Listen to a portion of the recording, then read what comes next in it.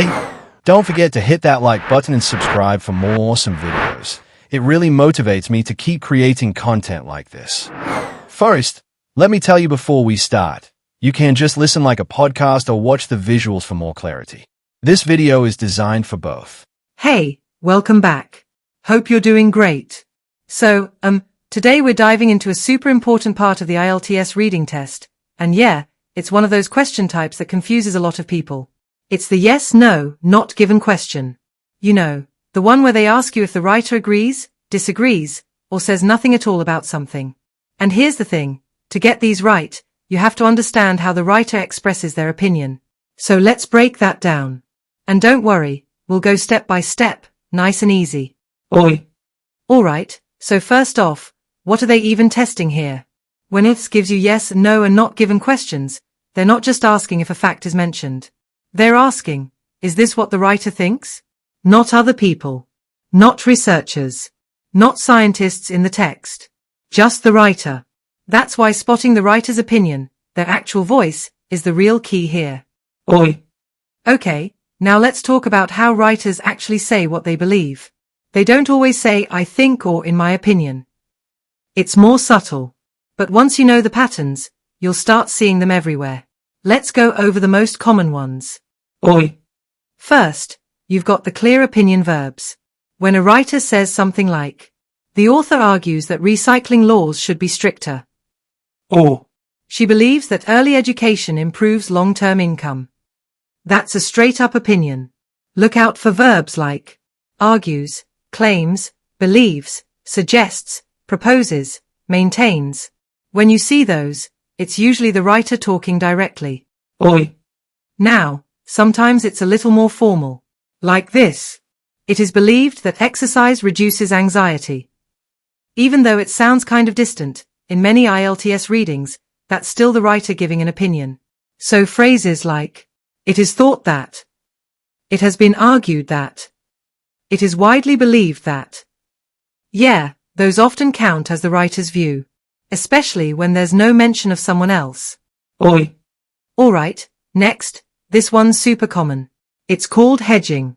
Writers sometimes don't speak with 100% confidence. Instead, they say stuff like, it might be true that. This may improve memory.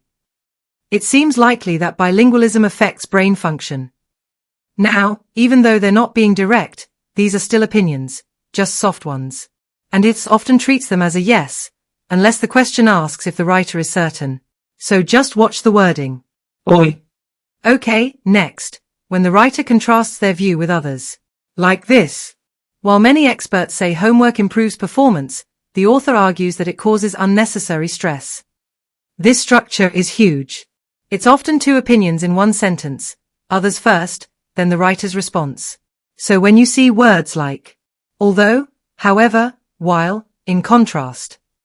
Pay extra attention, the writer might be giving their real view right after. Oi.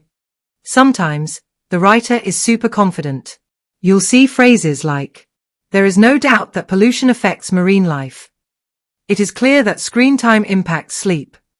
This clearly shows the importance of early education. These are strong, bold opinions. IELTS loves to test these. Usually, that means a solid yes, unless the question twists the meaning. Oi. Now this one trips people up all the time. When the writer says, some scientists believe that coffee improves memory. That's not the writer's opinion, it's someone else's. Unless the writer adds something like, the author agrees with this idea. Or, this view is supported in the article. So quoting others doesn't mean the writer agrees. Always look for a follow-up. oi. Alright. Here's a sneaky one, rhetorical questions. Sometimes a writer won't say their opinion directly. Instead, they'll ask stuff like, but can this method really solve the problem? Is it possible that this theory has been misunderstood? And guess what? That often means the writer is doubting the idea. So those questions? They usually signal disagreement. Oi. Alright, I know that was a lot. So let's do a super quick recap, like a checklist you can keep in your head. Argues, believes, claims equals clear writer opinion. It is believed, it has been suggested equals often a writer opinion. May, might, seems equals soft opinion, still valid.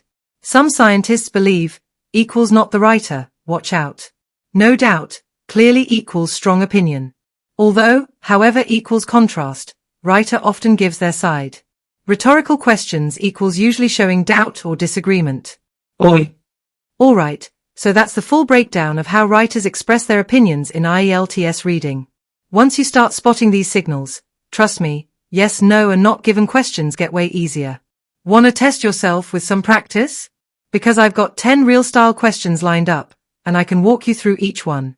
Let me know if you want those in the next video. Hey, don't forget to hit that like button and subscribe for more awesome videos. It really motivates me to keep creating content like this.